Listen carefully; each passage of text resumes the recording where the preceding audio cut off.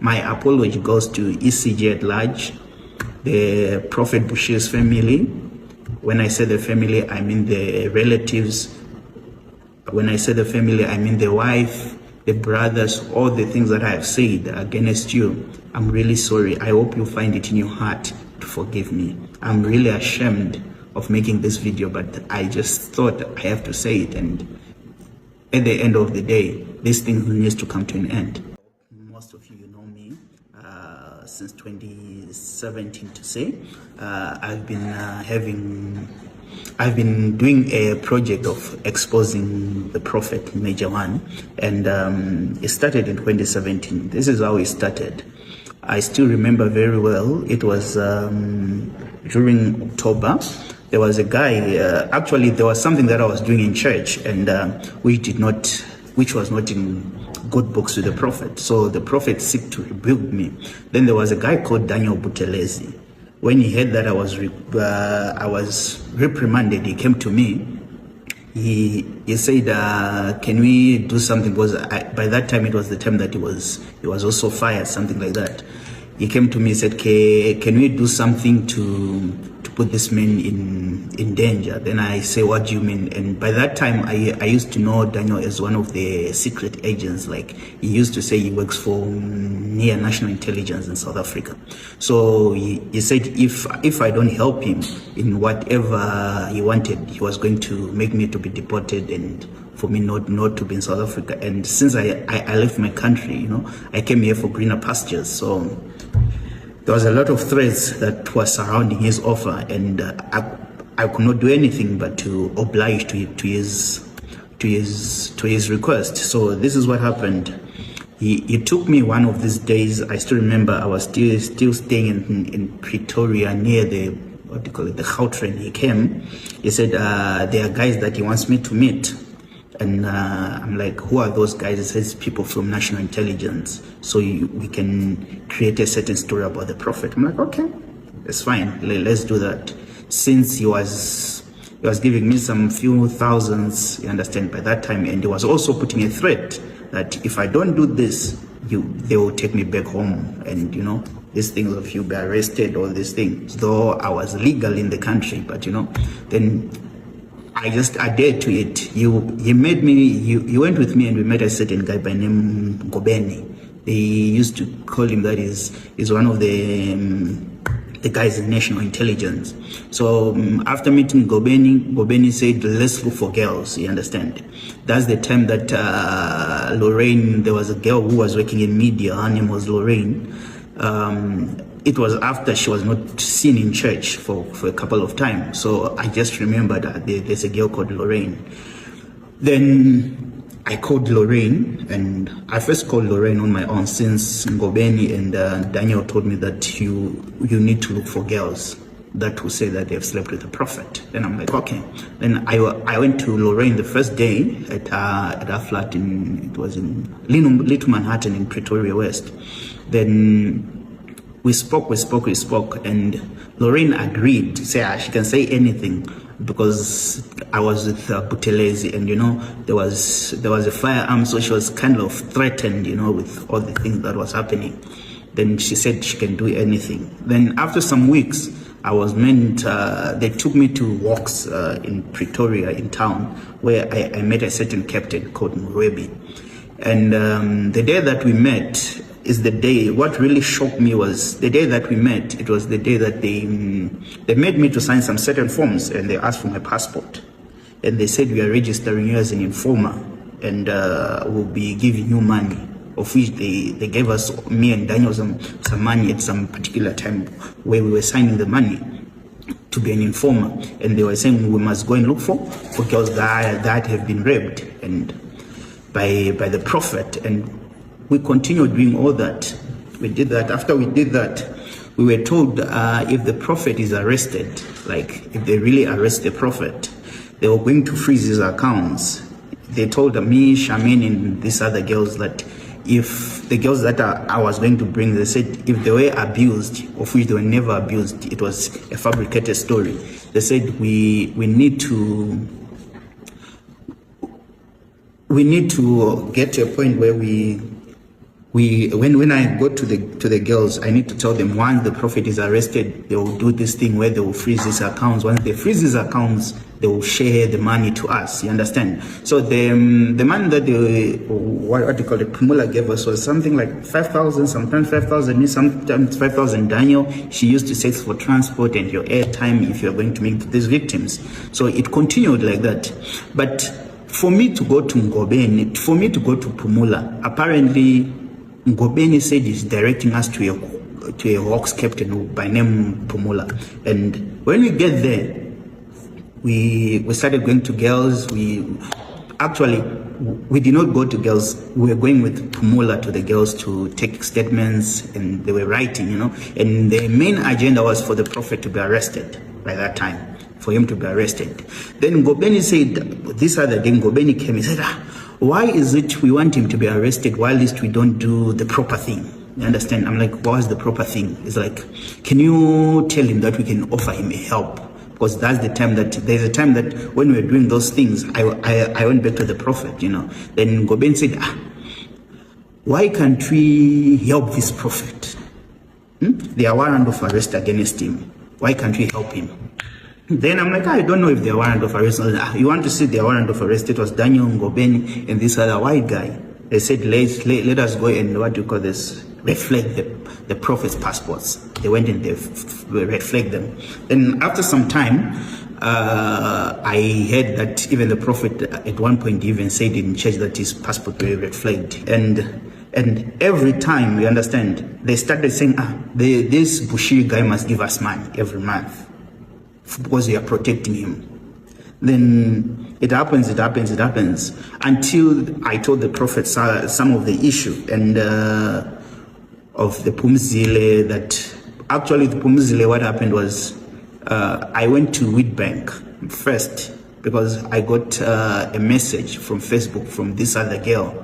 She said, no, I also want to speak something about the prophet. So we went to Wheatbank. When we got to Wheatbank, we realized that it was a mother and a daughter, and they said, no, we need to get money from the prophet. We will also have our story like this. Then I called Murebi. Murebi obtained a statement, which was not true, that statement, you understand? When they obtained the statement, life started happening, everything started happening, and then they said, we need to look with the issue of money laundering, you understand? That's when I still remember Alex, the former GM, you understand, came in. He said whatever he said about the prophet, but the main reason was just to spite him and to bring him down, because people were saying, this guy is here and he's making money and he's not giving us money. So after that, with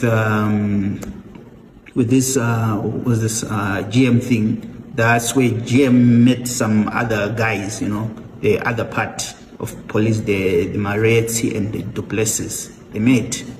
They started doing whatever they were doing. I was not much involved in the money laundering thing, but Daniel was the one spearheading everything, because Daniel used to say whatever he says goes.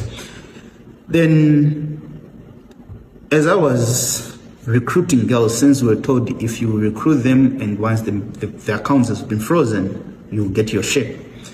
As we were recruiting these girls, that's the time that I was called by Makananise. I went to Makan. The person who made me to go to Makananise was this other brother of mine called Sean. We went, we were there. Then I was really shocked whether Makananise was told something about me or what. The day that I got to Makananise, the first service, he came to me, he prayed for me, he said, God said you are hurt and I need to take care of you. Then he just offered me a place and he said, you are my son. Then when I was at Makananise, because there were girls that were now coming to Makananise to look for a platform, to tarnish the name of the prophet. So when we were there, Murebi, that's when she went there so that she can also get stories from Apostle Makananise. You understand? Like people that are talking to Apostle Makananise about the prophet. So that's when they started speaking. I was not in their meeting or in any of their conversation, but that's when they started speaking all those things. And the plan was, if Bushiri does not give us 10 million, we'll make him to be arrested. Or we arrest him, not to make him to be arrested, because them, they claim that they've got the power to arrest. Even the day of a chopper, when a chopper came to church, it was Ngobeni and Daniel, you understand? They needed money, so they even told the prophet, you see the chopper. If you don't give us money, that chopper will land down and you'll be arrested. And it happens. And I got to a point where I asked myself, is this, all these things, what we are doing, is it worth it? Then when I say I want to keep quiet, this is what happens. We have some certain people from church, they will come, simplex, they'll come, no, you should expose these bastards, referring to the prophet. He has used us and he has made money alone, so we need to expose him and bring him down, you understand? So they will come to me and give me information, and they say, take this information to the Hawks, and if they need any girls, you can just come and tell us that you need a girl. We know how to bring these girls on about, so that they can go to the Hawks and they start speaking, so that they can have charges against the prophet. So I then got to a point like now where I said, what I'm doing, understand, it's not like I have destroyed his reputation, his name, his family, his ministry, all because of some certain people, individuals, you understand? Because there was a time that I wanted to pull out. I was even pointed with a firearm about 3 times with Daniel. You understand? I'll kill you, he will send threats, I'll move from this apartment to this apartment. Because if I say I don't want to do this about the prophet, you understand, they'll come after me.